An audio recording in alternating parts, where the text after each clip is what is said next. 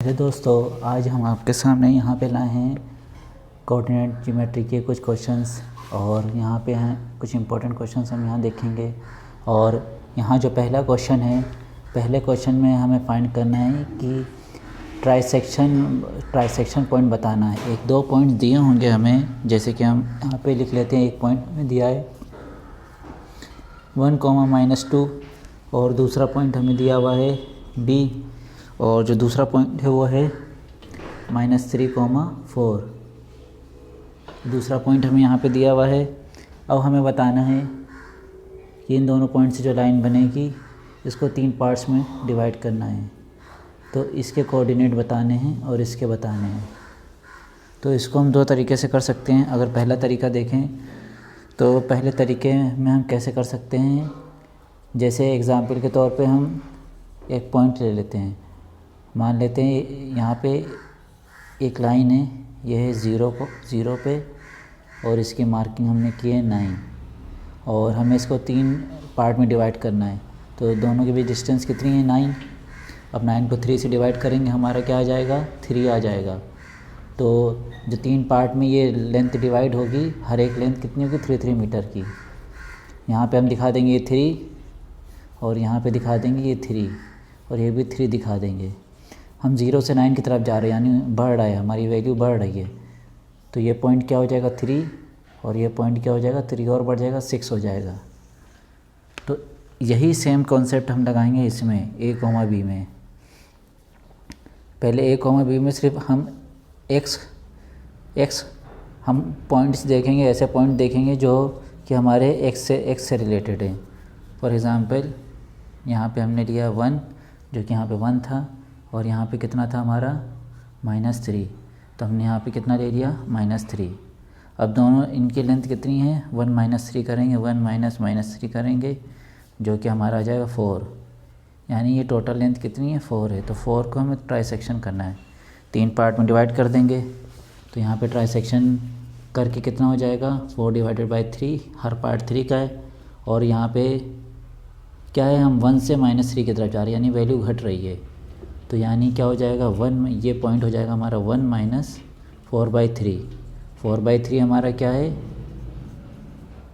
ये जो ये डिवाइड किए हैं, इसकी ये लेंथ है कि हमने 3 पार्ट जो किए हैं, हर एक पार्ट की लेंथ है।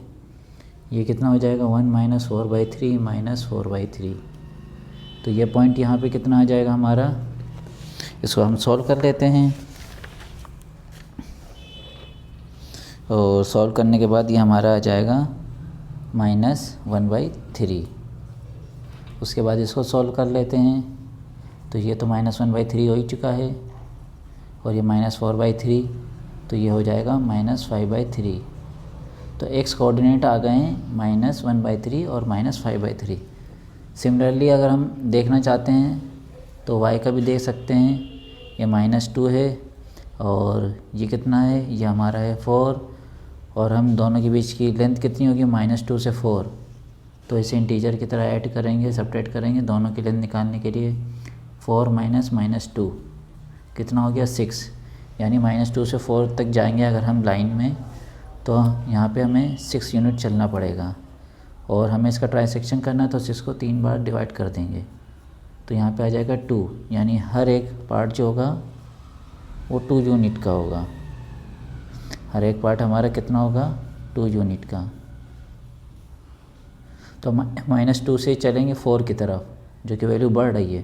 तो -2 से 2 आगे चले तो -2 + 2 0, फिर 2 और आगे चलेंगे और ये वैल्यू बढ़ रही है, तो -2 + 2, और एक बार +2 और चले तो हो जाएगा 2, ये हो जाएगा 0। तो y एक्सिस के ट्राइसेक्शन पे यहाँ कोऑर्डिनेट कितने? 0, और यहाँ कितने? 2। अब इस फिगर को और इस फिगर को हम मर्ज कर देंगे, इन दोनों को मर्ज कर देंगे। तो यहाँ पे देखिए -1/3 है, और यहाँ पे कितना है? 0 है। तो कोऑर्डिनेट यहाँ पे कितने हो गए? -1/3, 0, एक पॉइंट के। और इस पॉइंट के अगर हम देखना चाहते हैं तो यहाँ पे -5/3 आया, और इसी के यहाँ पैरेलल में नीचे कितना आया? 2 आया। तो दूसरे हमारे कितने हो गए? -5/3, 2। तो इस टेक्निक से हम बहुत आसान से ट्राइसेक्शन भी निकाल सकते हैं, इसी तरह हम बाइसेक्शन भी निकाल सकते हैं। और हम यहाँ पे हम सेकंड अप्रोच की तरफ चलें तो सेकंड अप्रोच क्या हो जाएगा, जो ट्रेडिशनल है जिसमें टाइम ज़्यादा लगेगा, कैलकुलेशन ज़्यादा होगी। पहला अप्रोच बहुत आसान था, पी मान लेते, क्यू मान लेते हैं। ट्राइसेक्शन करना 3 इक्वल पार्ट्स में डिवाइड करना है। ये हमारा 1, -2 है और यहाँ पे हमारा था -3, 4 था, तो यहाँ पे हमारा था -3, 4। अब ट्रेडिशनल अप्रोच करेंगे तो ये 1 है, ये भी 1 है, ये भी 1 है। अगर हम ए, पी और बी को लेते हैं तो ए, पी, बी में क्या हो जाएगा हमारा,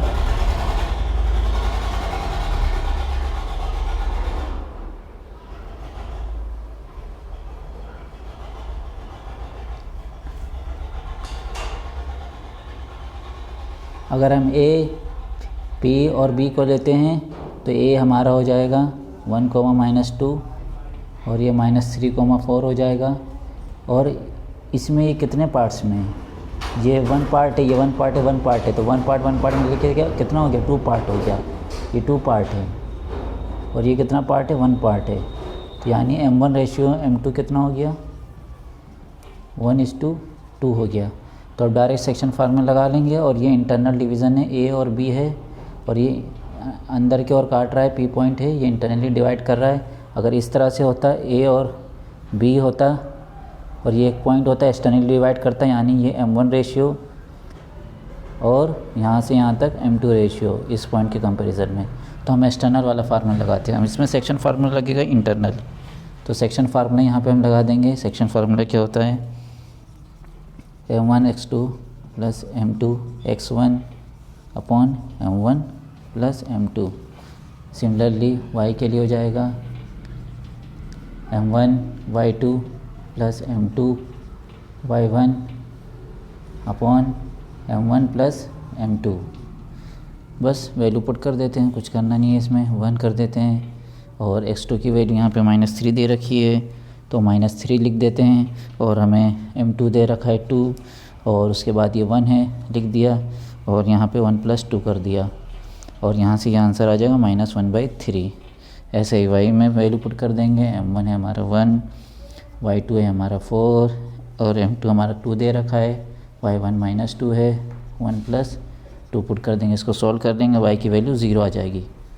तो हमारे कोऑर्डिनेट क्या आ गए, यहाँ पे मैं कोऑर्डिनेट लिख देता हूँ, -1, 3, 0। ये आ गया, P आ गया। सिमिलरली Q को भी हम सॉल्व कर लेंगे इसी तरह से। अगर हम Q के लिए देखें तो यहाँ पे हम देख सकते हैं ये A है, ये B है और ये Q है। यहाँ से यहाँ तक 2 पार्ट हो जाएगा तो ये 2 हो जाएगा और ये 1 पार्ट हो जाएगा। तो M1 रेशियो M2 कितना हो गया यहाँ पे, 2:1। अब मैं डायरेक्ट यहाँ पे फार्मूले में रख देता हूँ। तो यहाँ पे x हो जाएगा, रेशियो बदल देते हैं, 2:1 कर देते हैं बस। 2 × -3 जो ये है, उसके बाद +1 × 1 हो जाएगा, उसके बाद 3 और ऐसे ही ये वैल्यू आ जाएगी हमारी -5/3। इसी तरह y निकाल लेंगे। y के लिए हमें 2 × यहाँ पे 4 है और उसके बाद M2 हमारा 1 है और यहाँ पे -2 रखी जो कि ये वैल्यू है -2।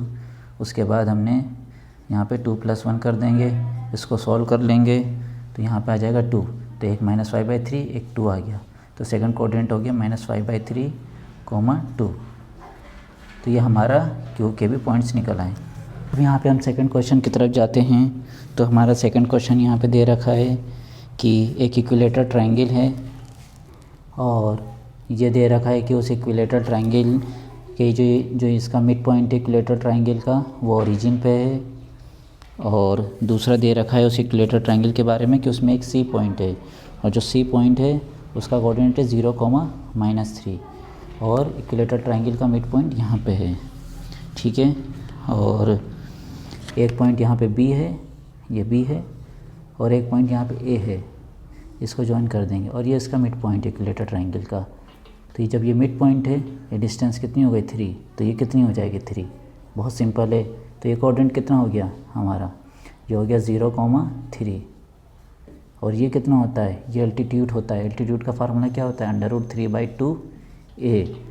तो लगा दो यहाँ पे √3/2 इंटू ए कितना यहाँ से लेके यहाँ तक हो जाएगा, जो कि हमारा कितना हो जाएगा 6 हो जाएगा। 6 यहाँ पे रखा, इसको सॉल्व किया, 3√3 आ गया। तो हमारा ये पॉइंट क्या हो जाएगा 3√3, 0। अब क्या कहना है हमें, रोम्बस बनाना है। तो रोम्बस बनाने के लिए कुछ नहीं करेंगे, हम इसी के मिरर इमेज कर देंगे। जब हम मिरर इमेज कर देंगे यहाँ पे, तो मिरर इमेज करने से क्या होगा, यहाँ पे ये ए होगा तो ये भी ए हो गया, और मिरर इमेज करेंगे तो ये भी ए हो जाएगा, क्योंकि ये इसी की इमेज है। ये भी क्या हो जाएगा, ए हो जाएगा। तो ये क्या हो गया, रोम्बस हो गया, सिंपल सा है।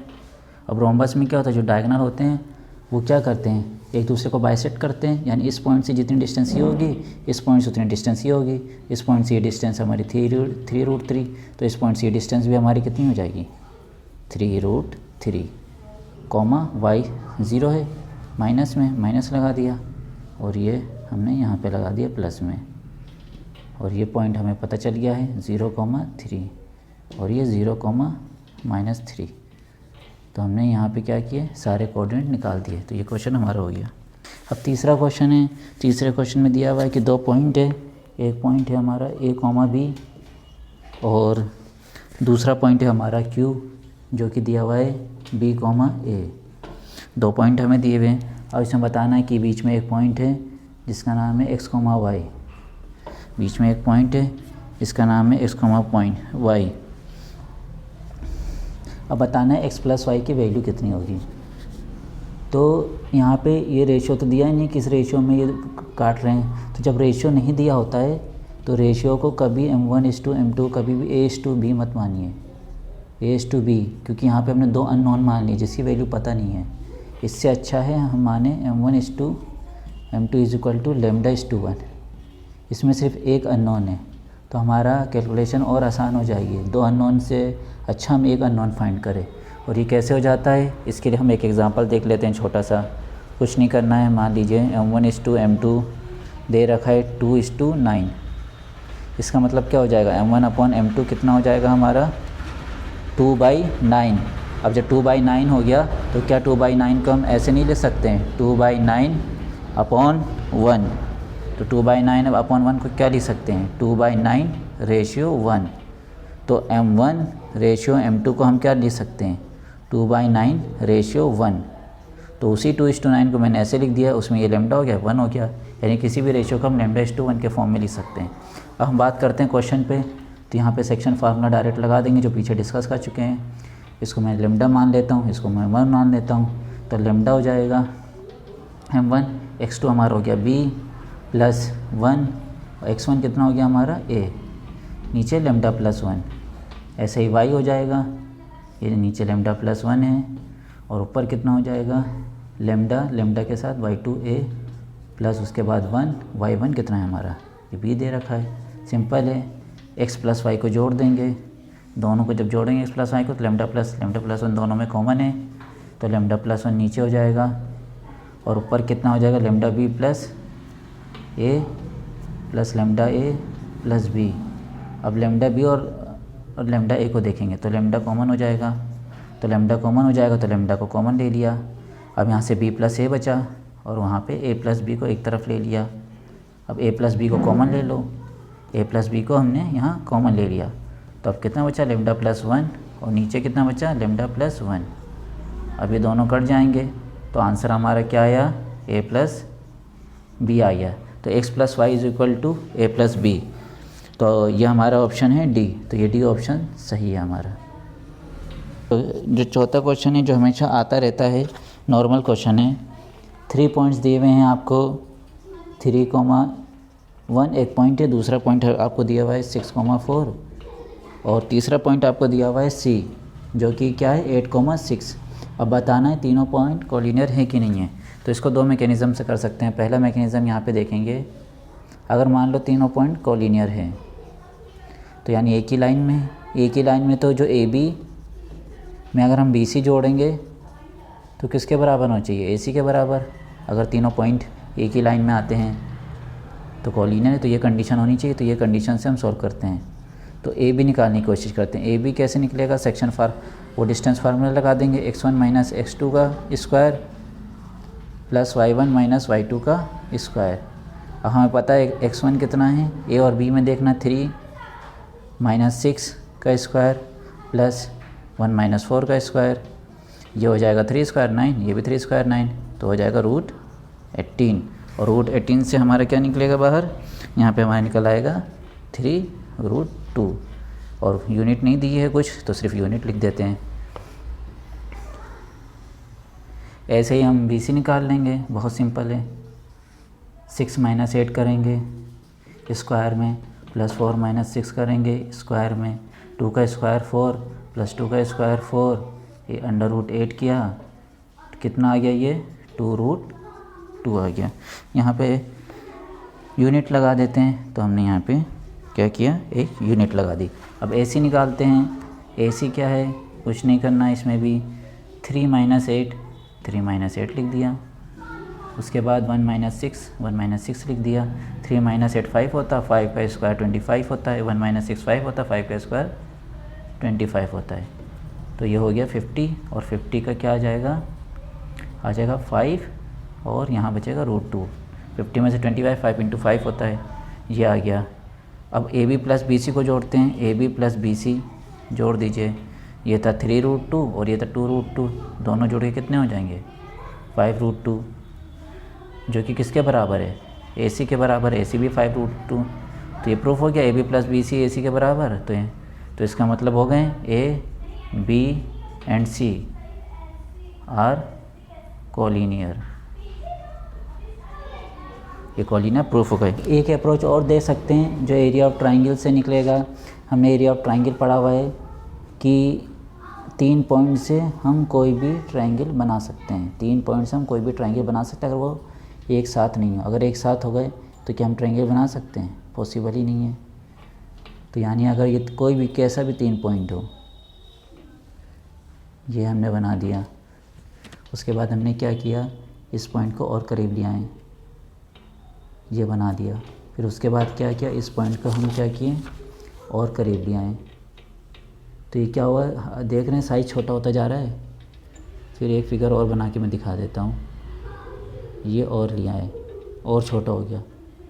एक फिगर और बना लेता हूँ, ये हो गया, ये हो गया। तो ऑलमोस्ट 0 की तरफ जा रहा है। और जब तीनों एक साथ आ जाएंगे तो आप ये बनाइए, बनेगा ही नहीं, यानी क्या हो जाएगा, एरिया 0 हो जाएगा। तो इसका मतलब क्या, अगर 3 पॉइंट एक में आ जाए यानी ट्रायंगल फॉर्म नहीं हो सकता, या फिर उसका एरिया 0 की तरफ अप्रोच होने लगता है, एरिया 0 हो जाता है। यानी अगर 3 पॉइंट एक लाइन में हैं तो उसका एरिया ऑफ ट्रायंगल बन नहीं सकता, और एरिया ऑफ ट्रायंगल क्या होगा, 0 होगा अगर होगा तो। यहाँ पे क्या होगा, एरिया ऑफ ट्रायंगल इसका 0 हो जाएगा या 0 की तरफ अप्रोच जाएगा। तो हमें कुछ नहीं करना है, एरिया ऑफ ट्रायंगल का फार्मूला लगाना है, x1 y1, और दूसरा दिया हुआ है हमें x2 y2, तीसरा दिया हुआ है हमें x3 y3। तो कैसे लगाते हैं फार्मूला, ये half x1 y2 minus y3 plus x2 y3 minus y1 plus x3 y1 minus y2। इसको याद करने का तरीका कैसे है, आसानी से याद करते हैं। मैं यहाँ पे y2 मान लेता हूँ, ये y3 मान लेता हूँ, ये y1 मान लेता हूँ। हम y2 से y3 की तरफ जाएंगे, y2 से y3 की तरफ गए, उसके बाद y3 से y1 की तरफ जाएंगे, यहाँ पे हम गए। फिर उसके बाद y1 से y2 की तरफ जाएंगे, तो यहाँ y1 से y2 की तरफ गए, यहाँ पे 1 x1, यहाँ x2 2, और यहाँ पे तीसरे पे गए तो x3। इस तरह से आप याद कर सकते हैं। उसके बाद क्योंकि एरिया ऑफ ट्रायंगल क्या है, जब तीनों पॉइंट एक ही लाइन में आ जाएंगे तो एरिया जो भी बन ही नहीं सकता, और क्या हो जाएगा, बिल्कुल 0 चला जाएगा। तो एरिया ऑफ ट्रायंगल क्या होगा, 0 हो जाएगा।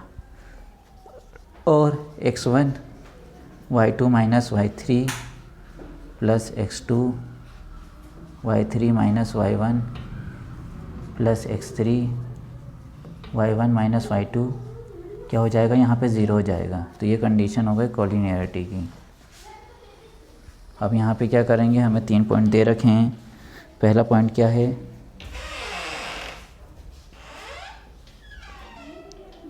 3,1 है, दूसरा पॉइंट है 6,4, तीसरा पॉइंट है 8,6। 3 पॉइंट दे रखे हैं तो सारे पॉइंट रख दो यहाँ पे। ये हो जाएगा 3, y2 माइनस y3, y2 हमारा ये हो गया 4 माइनस 6, x2 हमारा ये था 6, y3 माइनस y3 ये रहा 6, y1 हमारा 1 हो गया। उसके बाद x3 हमारा हो गया 8, उसके बाद y1 1 है, इसको मैं y1 मान रहा हूँ, इसको y2 मान रहा हूँ और इसको y3 मान रहा हूँ। तो 1 माइनस y2 है 4 है। तो यहाँ देख लीजिए 3 ये -2 है तो -6 हो जाएगा, प्लस 5 6 इंटू के 30 हो जाएगा, -3 1 माइनस 4 -3 इंटू 8 हो जाएगा -24, -6 -30 प्लस 30 कितना हो जाएगा 0।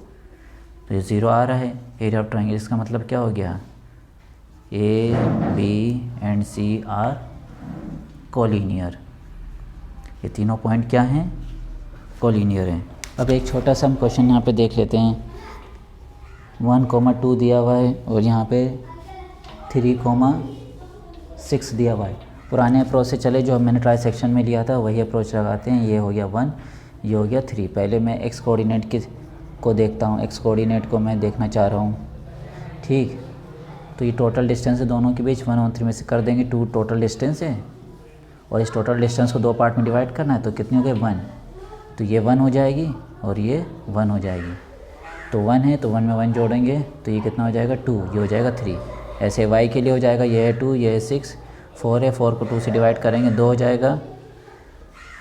तो ये 2 में 2 जोड़ेंगे ये 4 आ जाएगा। तो ये पॉइंट कितना हो गया 4 और ये पॉइंट क्या हो गया 2। तो आंसर हमारा क्या गया 2,4। या फिर दूसरे शब्दों में कहें बाइसेक्शन के वैल्यू निकालने के लिए क्या करेंगे, 1,2 है 3,6 है तो x1 प्लस x2 कर देंगे बाइसेक्शन के लिए, y1 प्लस y2 कर देंगे। तो x1 हमारा कितना दे रखा है 1 + 3 अपॉन 2 और y1 कितना दे रखा है 2 + 6/2। तो यहाँ से 1 + 3/2 अपॉन 2 कितना हो जाएगा 4/2 2। तो x की वैल्यू कितनी आ गई 2, y की वैल्यू यहाँ से कितनी आ गई हमारी 4। तो वही आंसर आया हमारा। तो बाइसेक्शन के लिए हमें क्या करना है, ये हमें याद रखना है, x1 + x2/2 कर देंगे और y के लिए हम कर देंगे y1 + y2 अपॉन 2। तो इससे हम क्या कर सकते हैं, बाइसेक्शन के पॉइंट्स निकाल सकते हैं। तो हमारे बाइसेक्शन के ये पॉइंट्स यहाँ पे आ गए।